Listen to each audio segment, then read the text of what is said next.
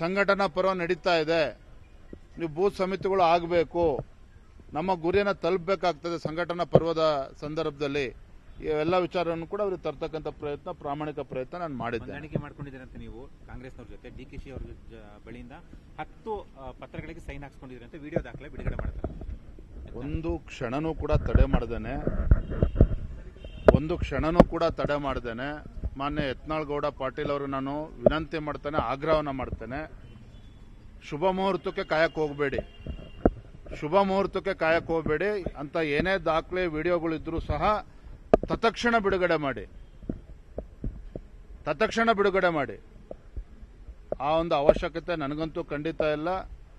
ನನ್ನ ಮುಂದಿರ್ತಕ್ಕಂಥ ನನಗೆ ಸ್ಪಷ್ಟತೆ ಇದೆ, ನನ್ನ ಗುರಿ ಬಗ್ಗೆ ಸ್ಪಷ್ಟತೆ ಇದೆ.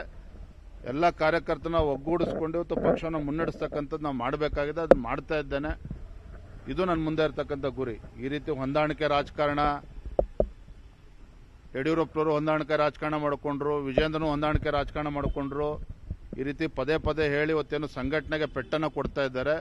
ಅವರಿಗೆ ಕಾರ್ಯಕರ್ತನು ಒಳ್ಳೇದು ಮೆಚ್ಚೋದಕ್ಕೆ ಸಾಧ್ಯ ಇಲ್ಲ, ಭಗವಂತನು ಕೂಡ ಒಳ್ಳೇದು ಮಾಡೋದಕ್ಕೆ ಸಾಧ್ಯ ಇಲ್ಲ.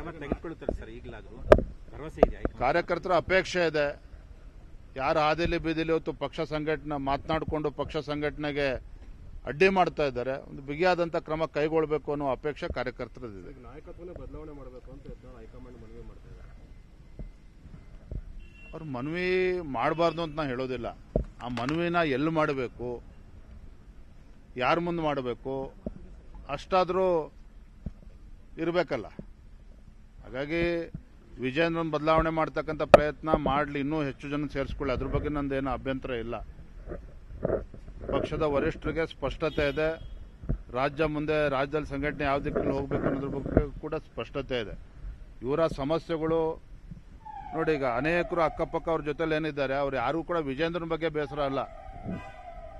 ನೆನ್ನೆ ಒಬ್ರು ನನಗೆ ಪ್ರಶ್ನೆ ಕೇಳಿದ್ರು ಪತ್ರಕರ್ತರು, ಅಲ್ಲ ರೀ ಎಲ್ಲರೂ ಅವ್ರ ಧರ್ಮಪಂಥಿ ಟಿಕೆಟ್ ಕೊಡಿಸ್ಕೊಂಡಿದ್ದಾರೆ, ಅವ್ರ ಮಗನ ಟಿಕೆಟ್ ಕೊಡಿಸ್ಕೊಂಡಿದ್ದಾರೆ, ನಿಮ್ಮ ವಿಚಾರಕ್ಕೆ ಬಂದಾಗ ಕುಟುಂಬ ರಾಜಕಾರಣ ಅಂತ ಮಾತನಾಡ್ತಾರೆ, ಅನುಭವ ಇಲ್ಲ ಅಂತ ಮಾತನಾಡ್ತಾರೆ ಅಂತ ಒಪ್ಕೊಳ್ತೇನೆ. ಅವರಷ್ಟು ಅನುಭವ ಇರಲಿಕ್ಕಿಲ್ಲ, ಆದರೆ ನನ್ನ ಉದ್ದೇಶ ಸರಿ ಇದೆ.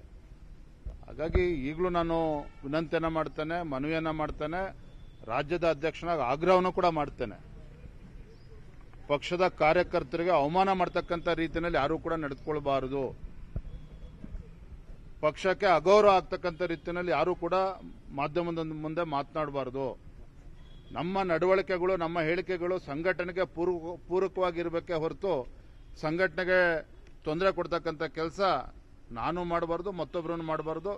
ಮತ್ತೊಮ್ಮೆ ಗೌರವಾನ್ವಿತ ಮಾಜಿ ಕೇಂದ್ರ ಸಚಿವರಾಗಿರ್ತಕ್ಕಂಥ ಬಸವನಗೌಡ ಪಾಟೀಲ್ರಲ್ಲಿ ಯತ್ನಾಳ್ ವಿನಂತಿ ಮಾಡ್ತೇನೆ, ಏನೇ ದಾಖಲೆ ಇದ್ರೂ ಕೂಡ ಒಂದು ಕ್ಷಣನೂ ಕೂಡ ತಡ ಮಾಡದೆ ನನ್ನ ವಿರುದ್ಧ ಏನೇನು ದಾಖಲೆ ತಕ್ಷಣ ಬಿಡಲಿ.